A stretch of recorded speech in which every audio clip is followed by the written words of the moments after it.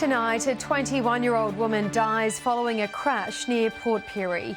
And wild weather pummels the Spencer Gulf, keeping emergency services busy.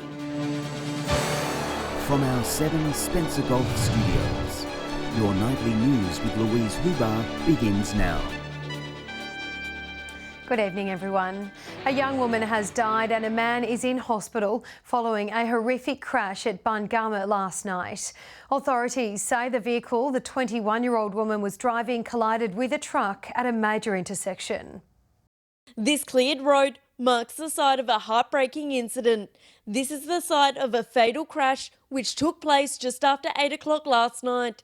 Authorities say a Toyota sedan collided with a semi-trailer near Port Pirie. Travelling on Warnertown Road when it turned onto the Augusta Highway and collided with a road train. Emergency services rushed to the scene. Sadly, the 21-year-old female driver from McGill couldn't be saved. This is a really sad end to a young life which was lost on the highway. The passenger, a 25-year-old Glynde man, was airlifted to Adelaide with serious but non-life-threatening injuries. The truck driver sustained no physical injuries, but police say the scene was heartbreaking for all involved. A collision between a small passenger car and a road train is pretty tragic, and our officers and emergency services really have to deal with these tragedies. Major crash investigators arrived here from Adelaide last night trying to determine just what happened. The road was closed for hours, reopening around 6 this morning. Major crash investigation section to attend and examine the scene. They will be providing a report to the coroner. While the cause of this crash is still under investigation at this stage, authorities are bracing for the stretch of road to get even busier with school holidays next week. In the lead up to the school holidays, if everyone please just slows down and drive safely. Be mindful of changing weather conditions as well. Dawn and dusk present particular challenges because of the changes in light conditions, and again be very mindful in situations where you may need to overtake a slower vehicle. Motorists reminded, as always, to drive carefully on our roads. And driving to those conditions and giving yourself plenty of time and distance to do the right thing is really important and ensures safety on our roads. Shari Hams, 7 Spencer Gulf News. Port Augusta and surrounding areas were hit hard with wild weather over the weekend. Wind gusts of up to 102 kilometres an hour were recorded, while drought-stricken areas had downpours of almost 77 millimetres. Friday night storm came through with a vengeance. Mainly around Port Augusta was our worst lot of infrastructure damage. We had a tree come down on some power lines. We had a couple of larger antennas come down. Emergency services started to receive calls late at night, the first major incident occurring at a local pub. Our crews were responded to, along with all the other agencies, to the Port Augusta Hotel, with the veranda being damaged. Not much they could do there when they got there.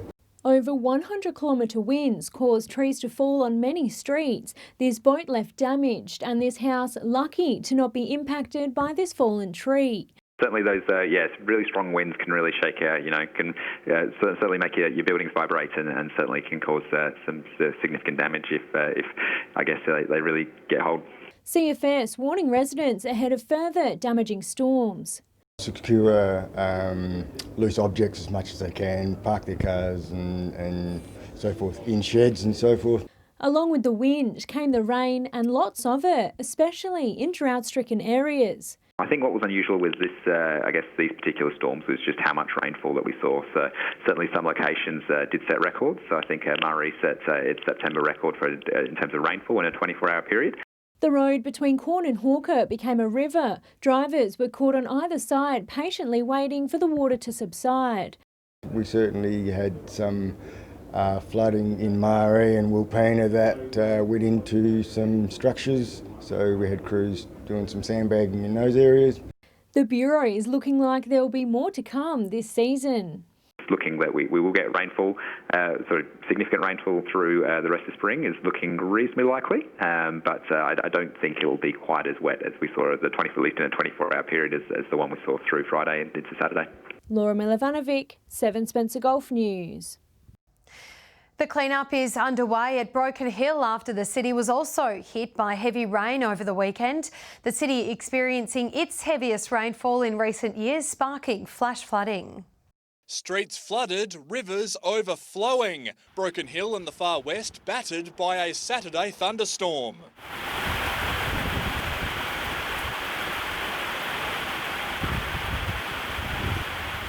We're in an outback dry town. It never rains, so this was insane, and you don't plan for things like this. In the space of 15 minutes, 20 millimetres of rain hit the Silver City, causing flash flooding. Quite a lot of rain fell in quite a short period of time. So at Broken Hill Airport, we got 36.6 mils. Streets were turned into rivers, intersections resembled lakes, the town square was a swimming pool.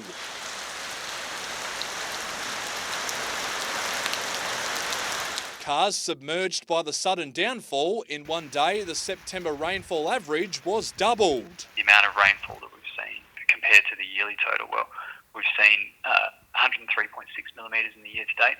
So fairly significant amount of the rainfall has fallen. The SES responding to 105 calls for help. Sirens could be heard across the city.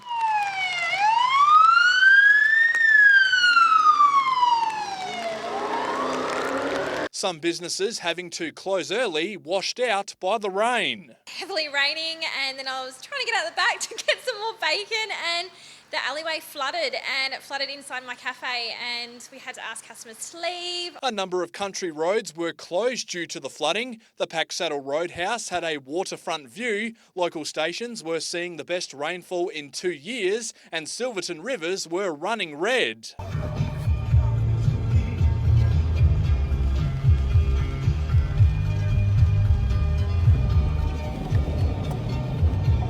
The rain a welcome reprieve after tough times. Patrick Reinke, 7 Spencer Gulf News. Still to come tonight, regional doctors welcome telehealth services and the outlook on what's expected with tourism in the Broken Hill area.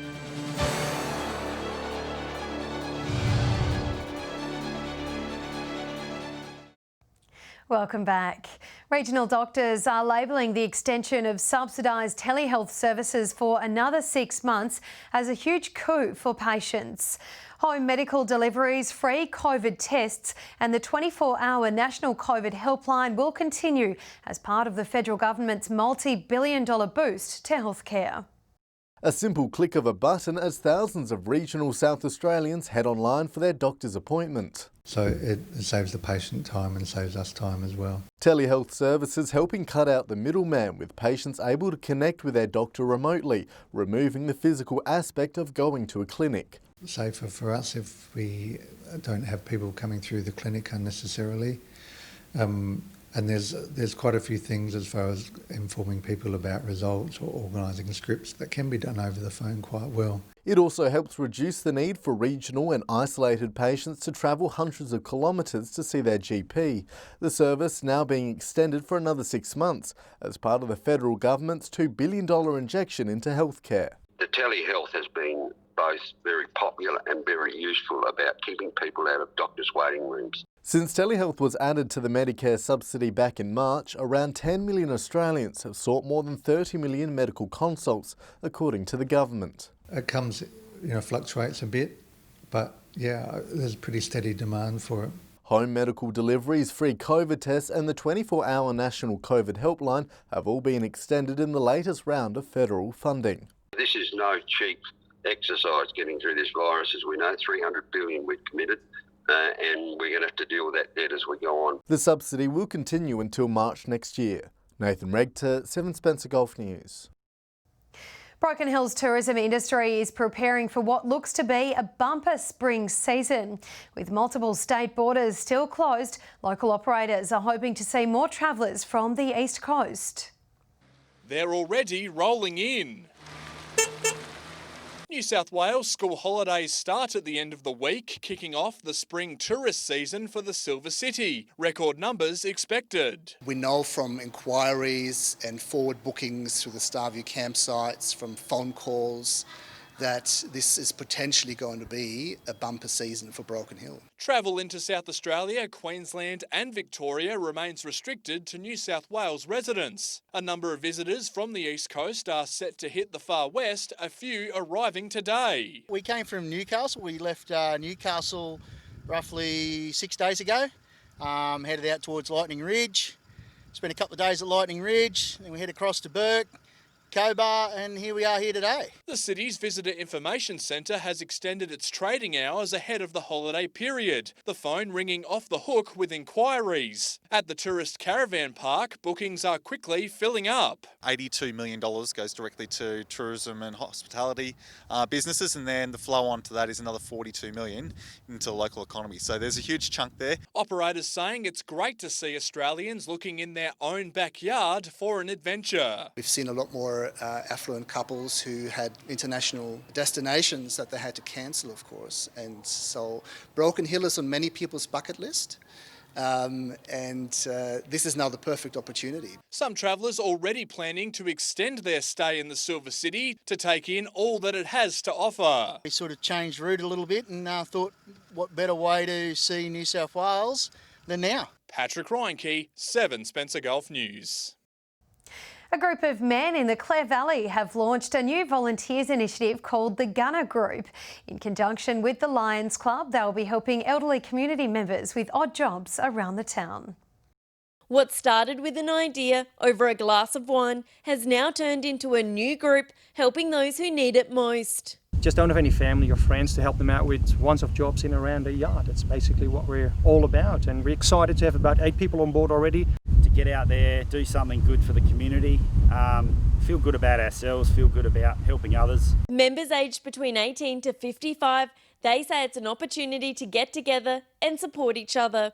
We're a farming community, and farming hasn't been as great over the last few years. It's hard to miss their newly renovated caravan, sponsored by a number of local businesses.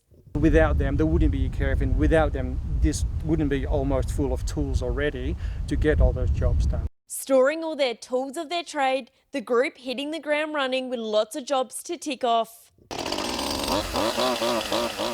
It can be as simple as cleaning out some rubbish, maybe doing a bit of gardening. Just to tidy up so people can go outside and they feel that there's it's not an endless battle of trying to keep their house tidy.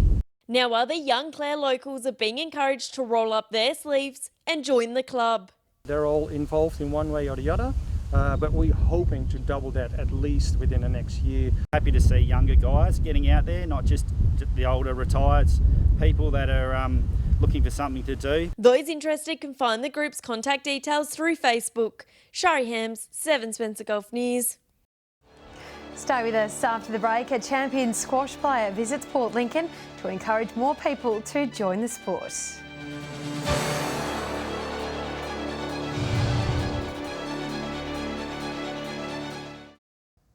Hello again. A stolen vehicle had to be recovered from Port Augusta's boat ramp on Saturday morning after passers-by noticed it submerged. SAPOL Water Operations members from Adelaide travelled to help retrieve the vehicle. The boat ramp was closed for several hours while the ute was retrieved before reopening for normal use. A routine traffic stop has led to the arrest of a man in Port Augusta on Friday afternoon. Police stopped a car on Old Power Station Road and allegedly located 25 grams of methamphetamine, cannabis, 2 ice pipes and a cannabis pipe. The 40-year-old passenger was arrested and charged with a string of offences and was bailed to appear in the Port Augusta Magistrates Court at a later date. The driver allegedly returned a positive reading to methamphetamine and will be summoned to appear in court for drug driving. Port Lincoln Squash Club has been run off its feet, with one of the sport's top athletes dropping by for a one-off workshop. Squash SA's James Rogers sharing his tips and tricks with players at the city's newly opened courts. In Port Lincoln's brand new squash arena, athletes old and new are training with one of the best. It's going well, and to have a big weekend with top coach from SA Squash, it's brilliant. James Rogers has coached some of the sport's rising stars across the globe. He's now back on home soil representing the game, trying to encourage the next generation to have a hit. I want to get around to as many school kids and people in the community just to spread the message about the new squash courts that the Leisure Centre's got. It's been almost 2 decades since the city has had its own squash courts, with players travelling up to Arno Bay just for a game. Yeah, it was a long way. It's about a 250k from our house, round trip, but like I've said before, if you enjoy the sport, you want to keep playing, you got to do that. Lobbying with the Port Lincoln Council, the athletes were successful in getting 3 new squash courts as part of the Leisure Centre redevelopment. The lucrative deal now helping grow the sport in regional SA.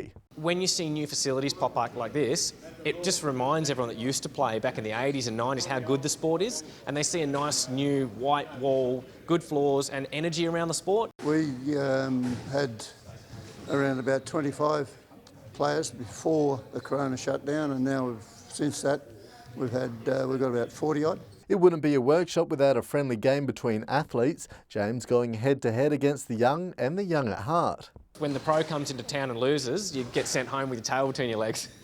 But he didn't disappoint, winning doubles without a sweat. For those interested in giving the sport a go, head to Port Lincoln Squash Club's Facebook page. Nathan Regter, 7 Spencer Golf News. Stay with us. After the break, we'll have the weather details with Britt.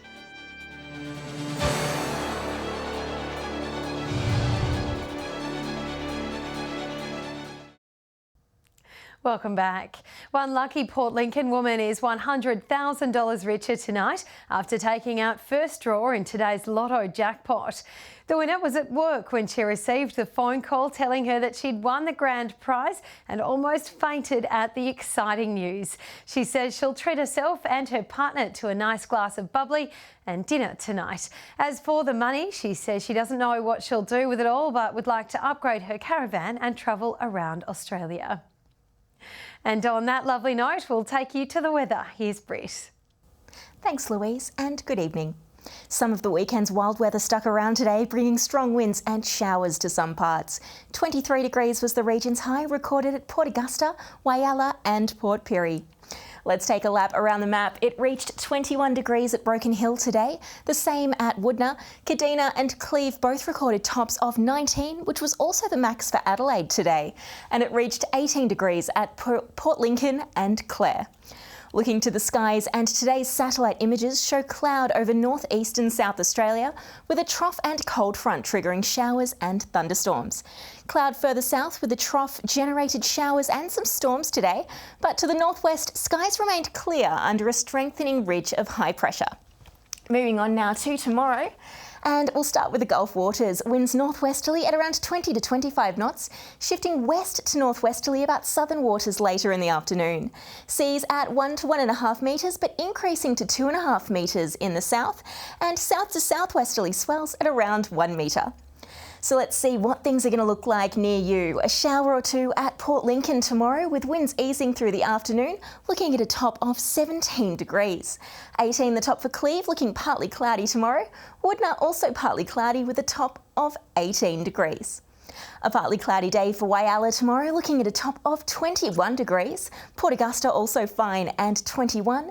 Showers forecast for Kadina with a top of 19 degrees tomorrow. Port Pirie looking partly cloudy, a top of 20 degrees there. A possible shower at Clare with winds easing and a top of 15 degrees.